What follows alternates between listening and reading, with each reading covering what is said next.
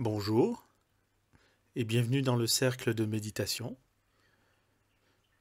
Nous continuons toujours sur les contes zen et aujourd'hui c'est une histoire de karma. Alors nous allons voir de quoi il s'agit, mais avant je vous invite à vous abonner si ça n'est pas déjà fait pour soutenir la chaîne qui débute. Cliquez sur j'aime et pourquoi pas me laisser un commentaire sur ce que vous pensez de cette histoire ou si vous aimeriez entendre d'autres histoires de différents styles. N'hésitez pas à me laisser vos commentaires et j'essaierai de...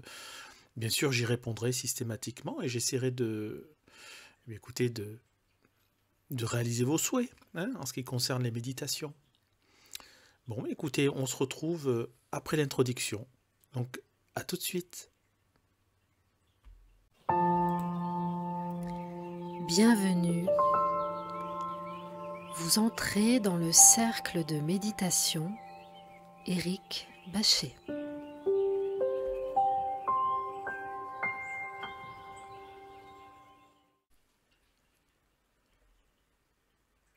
Histoire de karma.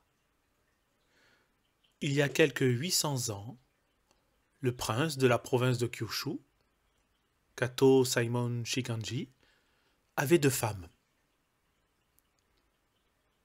Il les aimait toutes les 2, mais elles ne pouvaient s'entendre et se disputer sans cesse. La vie du prince se trouvait empoisonnée par leurs constantes plaintes, leur colère, leur esprit mesquin et jaloux, au point de songer au meurtre. Alors, un jour, lassé de cette situation fausse, lassé de la superficialité de son existence et des honneurs de sa charge, il décida de couper avec ses illusions pour trouver les racines de son être.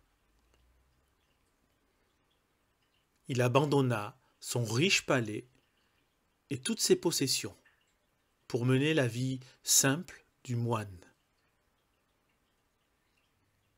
Sa première épouse suivit son exemple et se retira dans un monastère.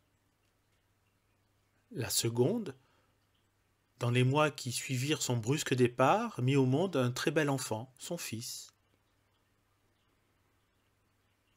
Les années passèrent. Depuis son plus jeune âge, le fils héritier ne cessait d'interroger sa mère. « Où est papa ? Pourquoi je n'ai pas de papa ?» Et la mère de lui expliquer, sans le satisfaire, que celui-ci avait disparu. Sa 10e année passée, son désir de retrouver son père était tel qu'il décida de partir à sa recherche. Devant tant d'insistance, la mère qui avait enfin pu savoir que le prince s'était retiré dans un monastère de la montagne sacrée de Kyoyasan, décida de l'accompagner jusqu'en ce lieu. Arrivée là, elle attendit dans une auberge, l'entrée du monastère étant interdite aux femmes, tandis que son petit garçon gravissait le mont à la recherche de son papa. Une journée passa, la nuit tomba, et le gamin s'endormit entre 2 souches. Au matin, une voix le réveilla. « Que fais-tu là ?» C'était un grand moine, aux traits fiers et doux, au crâne rasé, qui lui parlait. « Je cherche mon papa. »« Ah ? Mais qui est ton père ?»« C'est le prince de Kyushu. Il vit dans une montagne. C'est mon papa, je veux le trouver. » Le moine, bouleversé, comprit qu'il avait en face de lui son fils unique. Il reconnut en ses traits et ceux de sa mère, et les siens. Son cœur battait à se rompre. Il voulait serrer entre ses bras le petit bonhomme qui le regardait de son air triste et têtu. Mais non, il se retint, ne bougea pas. Et en ce temps-là, les règles observées par les moines étaient très sévères.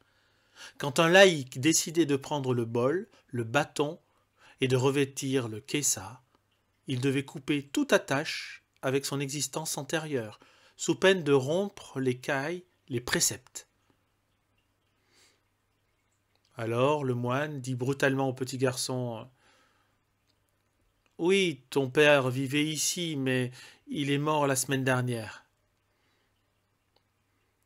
Les yeux du petit s'embuèrent de larmes.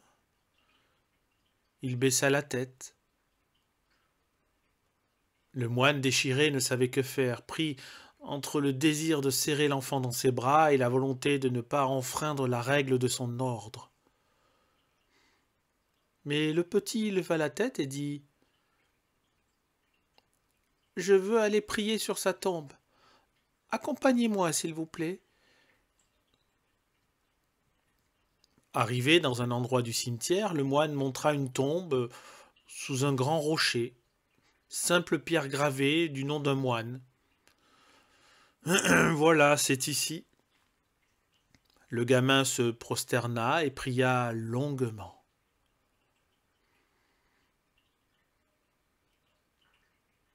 Le moine retint ses larmes et au bout d'un moment lui dit: « Allez, il est temps que tu rentres retrouver ta mère. » Sur le chemin du cimetière, il s'était fait raconter la vie menée par ce fils qu'il ne pouvait plus reconnaître comme tel.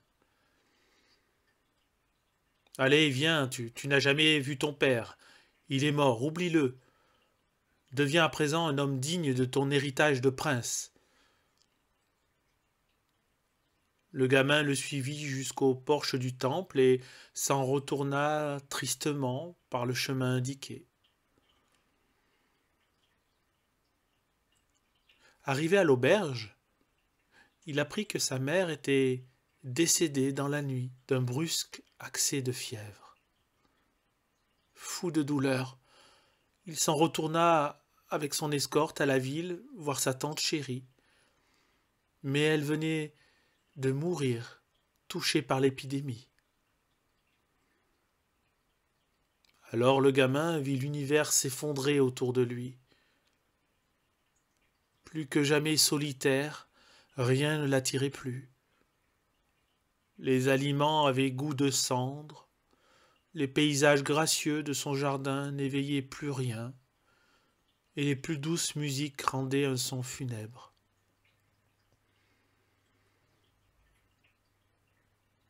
Mais dans sa tête d'enfant restait un seul espoir. Le moine, rencontré là-haut, sur la montagne, dans le monastère où coule une vie calme, rythmée par la méditation et les cérémonies. Il s'enfuit du palais pour y retourner.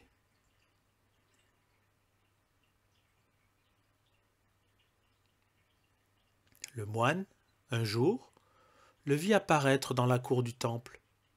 « Que fais-tu là ? » ?»« Je veux devenir moine. Toute ma famille est morte. La vie n'a plus de sens pour moi. Je veux rester avec vous. » Alors le moine réalisa qu'on ne peut couper avec son destin, son karma. On peut le modifier, mais il vous suit toujours, sous une forme ou une autre. Et ainsi, le Fils devint disciple du Père.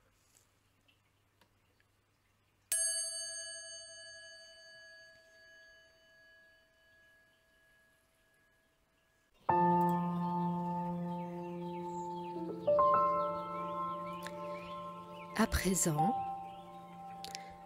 vous sortez du cercle de méditation et son énergie vous accompagne.